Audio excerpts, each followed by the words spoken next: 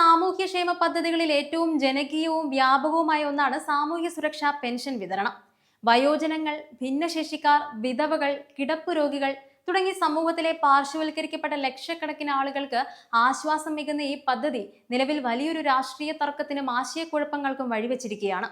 Pension വിതരണത്തിൽ നിന്നും പ്രാദേശിക സഹകരണ ബാങ്കുകളെയും കളക്ഷൻ ഏജൻസികളെയും പൂർണ്ണമായി ഒഴിവാക്കാനും തുക മുഴുവനായി DBT വഴി ആധാർ ലിങ്ക് ചെയ്ത ബാങ്കിലേക്ക് നേരിട്ടെത്തിക്കാനുമുള്ള സംസ്ഥാന സർക്കാരിന്റെ പുതിയ തീരുമാനമാണ് നിലവിലെ വിവാദങ്ങൾക്ക് കാരണം. ഇതോടെ ഭരണ പ്രതിപക്ഷ കക്ഷികൾ തമ്മിൽ കടുത്ത വാഗ്വാദങ്ങൾക്കാണ് കളമൊരുക്കിയിരിക്കുന്നത്. എന്നാൽ സർക്കാരിന്റെ ഇത്തരം പുതിയ ഉത്തരവുകൾ തികച്ചും ജനവിരുദ്ധമാണെന്നും പാവപ്പെട്ടവരുടെ വയറ്റത്തടിക്കുന്നതാണെന്നും ആരോപിച്ച് പ്രതിപക്ഷ നേതാവ് പിണറായി വിജയൻ കടുത്ത വിമർശനവുമായി രംഗത്തെത്തിയിരിക്കുകയാണ്. സഹകരണ സംഘങ്ങൾ വഴി ജനങ്ങളുടെ വീട്ടുപടിക്കൽ പെൻഷൻ തുക നേരിട്ടെത്തുന്ന മികച്ചൊരു സംവിധാനത്തെ അട്ടിമറിക്കാനാണ് UDF സർക്കാർ ശ്രമിക്കുന്നതെന്ന് അദ്ദേഹം കുറ്റപ്പെടുത്തുകയാണ്.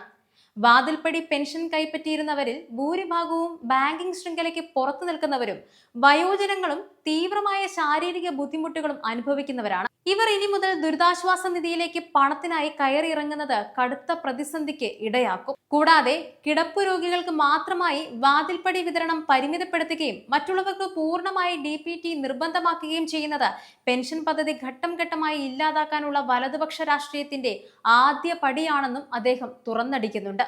സംസ്ഥാനത്ത് വിതരണം ചെയ്യുന്ന പെൻഷൻ തുകയുടെ 86% സംസ്ഥാന സർക്കാർ